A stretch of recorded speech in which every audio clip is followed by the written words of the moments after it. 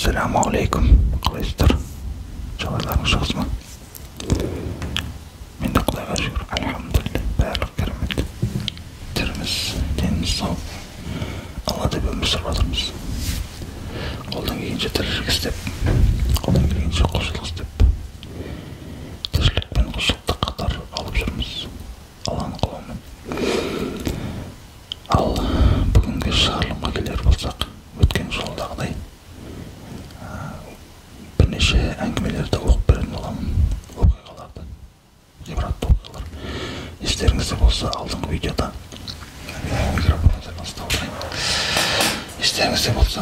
видеода үш оқиға оқып берген болатынмын. Видео сәл қысқалау болып қалды. Мына сілтемелерді алдын ала дайындап қойғанмын. Ол кезде де мына 3 сілтемені оқып берген болатынмын. Бір жол сол 4 сілтеме қойып осы видеоға деп арнақшы. Бұл нелерді әлі оқыған жоқпын шыны керек. Арасында сондықтан сәл бір қателер оқып қойып, асықсыз оқып қойып атсам айып етпейсіздер. Алдын ала оқып дайындаған жоқпын.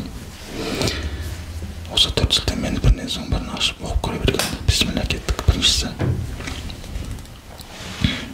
керемет Құран ұстасы әңгіме деген екен. Міне. Көрдіңіздер ғой. Құран ұстасы әңгіме қойды. Бастадық оны бисмилля. Мешітте имам жамағатқа кешкі уағыз айтып отырған. Бұл жолғы уағыз адам баласы қалай жан тапсырады деген тақырыптың аясында екен. Басқаша айтқанда, жақсы өлім мен жаман өлім.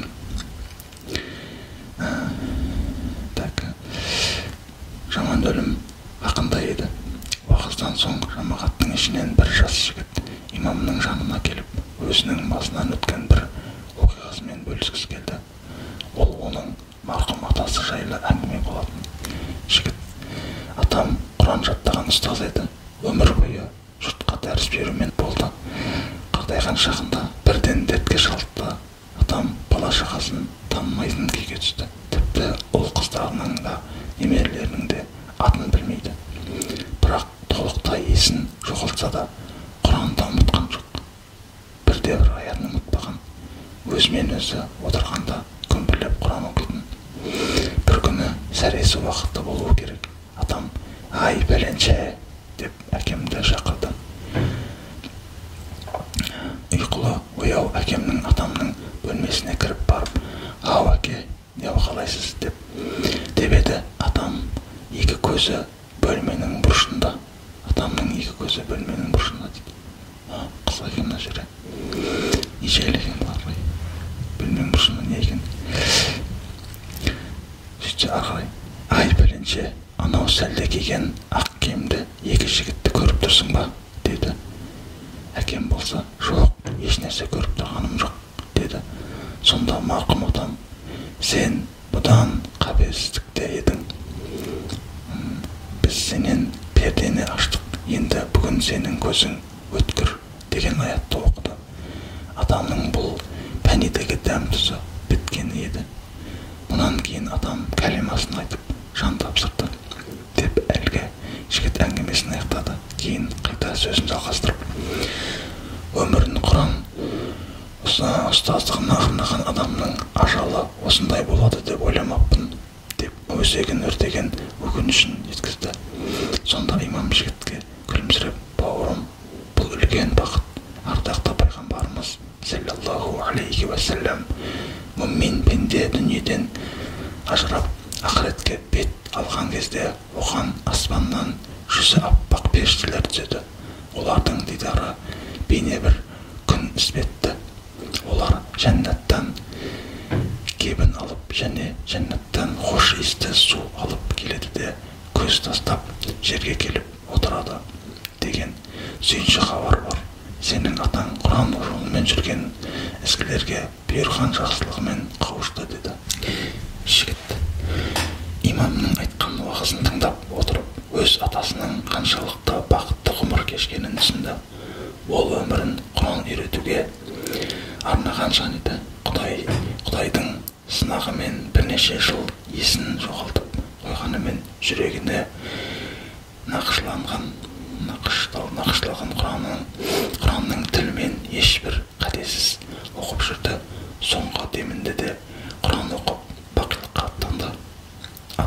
Мұлтастың жүрегі мөлдір таза шыны іспетті. Таза шыны мөлдір болғандықтан оның түсі ішіндегі затқа тікелей байланысты. Сүттей ақ зат құйса шыны аппақ, ал көмірдей қара затпен толтырса қара түсті болады. Сондықтан адамның соңғы демі қандай болатыны оның қалай өмір сүргеніне байланысты. Көз жұмар шағында тіршілігінде немен көп айналысса тіліне сол сөздері түседі. Алланың ризашылығы емес, адамның қошеметін қалап тұратын жүректен «Ла иляха иллалла» деп кәлима сөзі шығуы екі талай деп әңгімеміз бітеді. Көрдіңіздер ме қандай өнеге? Маған ұнады мынау. Онда келесіге кірсек, бисмилля деп. Екінші сілтемен ашып жатырмын. Ғұлама мен қойшы дейді. Өте қысқа оқиға екен. Кеттік онда. Міне көрсете салайын. Ой, ош. Ғұлама мен қойшы дейді. Дала шырылдаған шегірткенің үні ғана естіліп тұр. Молдас құрып қойшы, молдас құрып деген жерде, молдас сақын отырып деген, яғни аяқты бұлай бүйтіп отырады ғой және. Соны айтып отыр ғой, түсінбей айтқандар болса. Айтып отқанын өзімде түсіндіріп, молдас құрып қойшы ыңылдап отыр. Сап-сары болып кеткен далада мал үнсіз жерді жұмалап жатыр. Осы кезде алыстан бір салт атты көрінеді. Салт атты көрінді деген. Салт атты көрінді дейді. Салт атты деген жерде всадник деп тұр. Атқа мінген адам аттайды ғой. Атты. Бұл Салман еді. Ол қойшының жанына келіп аттан түсті. Аман саулық сұрасып, қойшы бір кесе сусын ұсынды. Шөлі қанып, көңілі жайланған Салман, мұсылман баласысың ғой, оқығаның бар ма, деді. Шариғаттан білетін 5 нәрсем бар. Менің білетініме тағы 5 дүние қосыңыз. Білмімді толықтырайын, деді қойшы. Қане айт, не білесің? Не біледі екенсің көрейік, деді Салман. Мырза, біріншісі шындық бар жерде бір ауыз өтірік айтпаймын. Екіншісі, адал ас тұрғанда еш уақытта арамға жоламаймын. Үшіншісі, өз кемшілігімді біле тұра жұрттың кемшілігінен айыбын іздеуден аулақпын. Төртіншісі, Алла тағала көріп тұрған жақта мен оған күнә жасамаймын. Бесіншісі, маған жеткілікті берілген нығметке еш уақытта күпірлік етпеймін дейді. Қойшының сөзін мұқият тыңдап тұрған Салман, сен бұрын өткен имандылардың ілімін 2 ауыз сөзге сыйдырған екенсің. Сенің сөздеріңе алып қосарым жоқ. Бар айтарым осы, жолыңнан тайма деген екен. Осылайша аяқталады екінші оқиға. Зор айтқан. Үшінші сілтеме бисмилля кеттік. Уақыт ұстамайық. Яқты айып етпеңіздер қайта. Сілтемелер жендегі дейді. Уведомлениелер келіп жатыр ғой. Мынау қандай жіптер ұзақ екен, көрейік кәнеки. Бұл не жайында екен? Тура биде туған жоқ деген тақырып екен. Не жайында екен? Мен үшін сынып туған жоқ.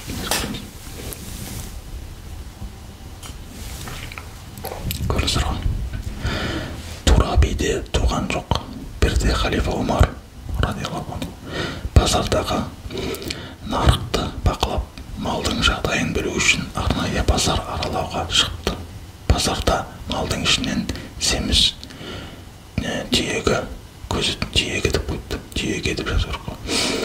Негізі мақаланы жазып болған екен, бір оқып тексерген дұрыс демекші. Және де бірнеше қателер тапты. Енді ол кісінің ол сөздерді олар біледі ғой, бұл журналистер жазған, бірақ жазып бір тексермей публиковать етіп жібере салғанда қателін бір тексеру керек негізі.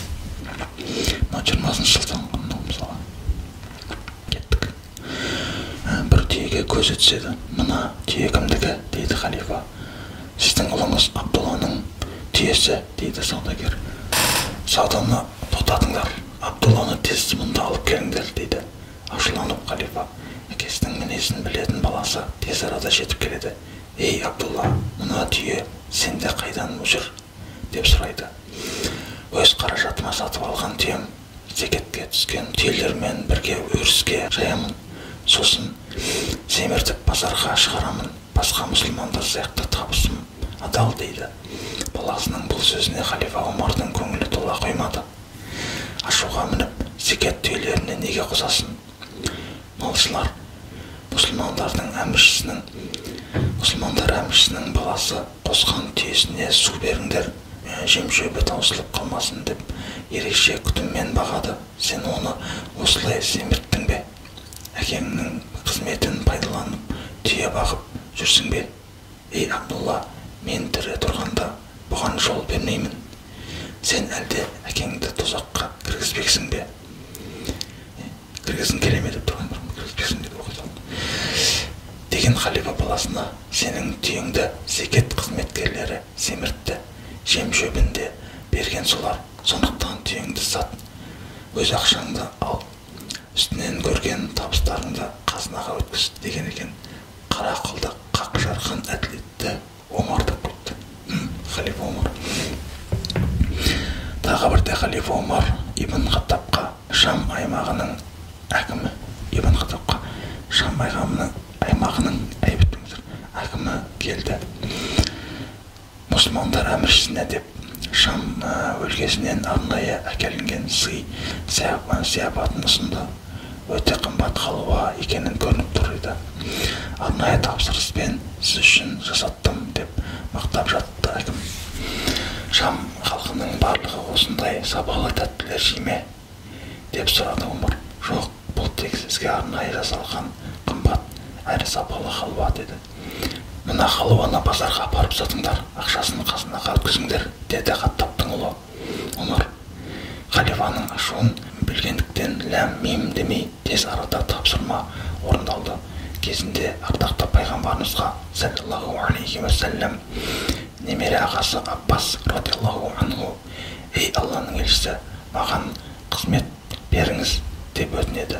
Сонда пайғамбарымыз саллаллаху алейхи уассалам, я Аббас, ла пайғамбардың көкесі, менен қызмет сұрамаңыз. Қызмет мына дүниеде аманат, ақыретте масқаралық пен өкініш. Мұндай өкініштен тек қызметке қиянат етпеген адам ғана құтылады деп жауап беріпті. Бұл өсиетті халифа Омар жақсы түсінді.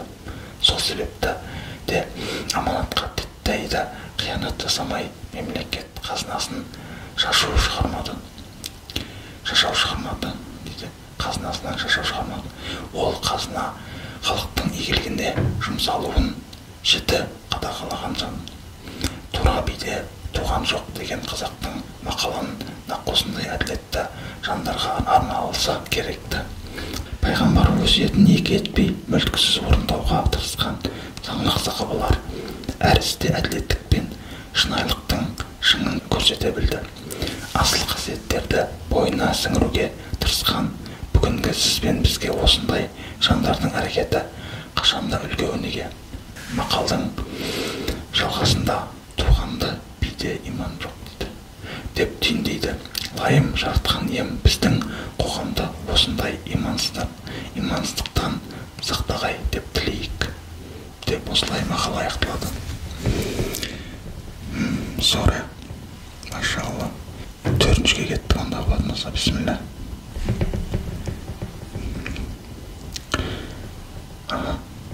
Сиыр мен қасқыр қиссасы дейді. Сиыр мен қасқыр қиссасы.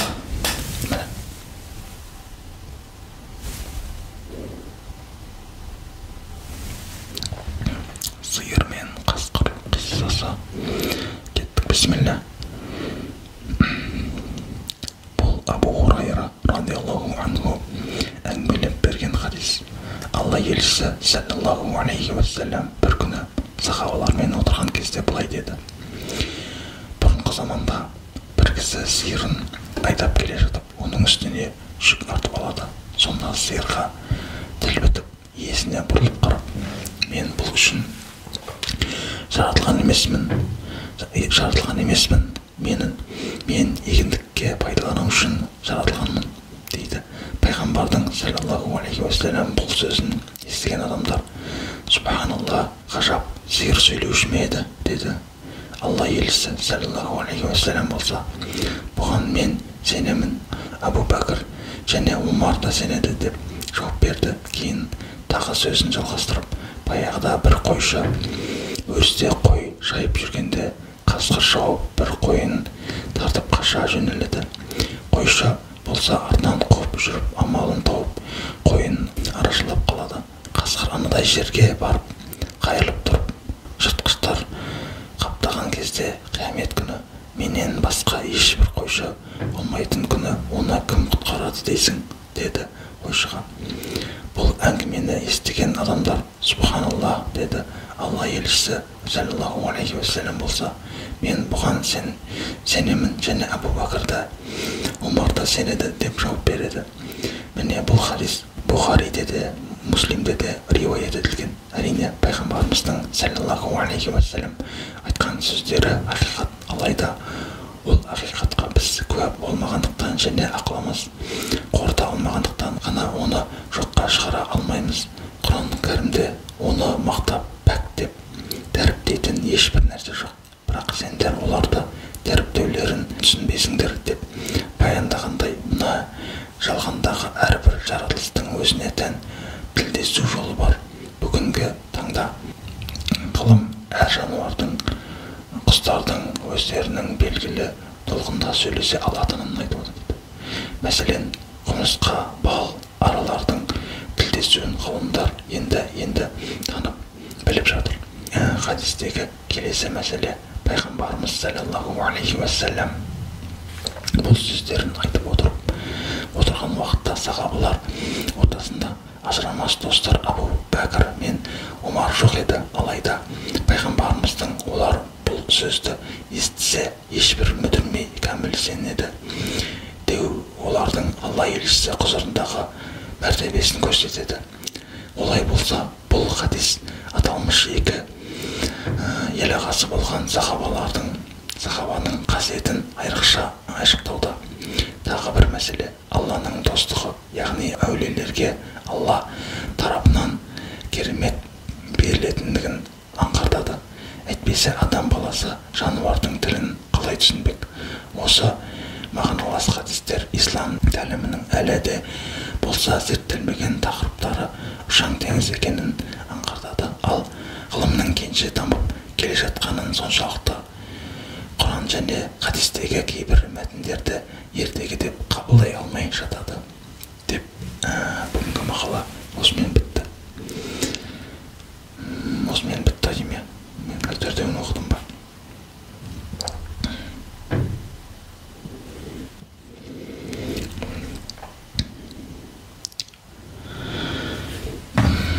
Бүгінше сол төртеуін оқып бітіппін.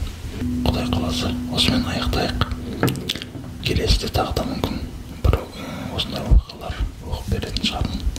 Егер осы видеолар сіздерге ұнап жатса, сіздер осы комментарийде жазып кетіңіздер. Ұнамай жатса, оны жазыңыздар. Ұнаса лайк, ұнамаса дизлайк деген сияқты.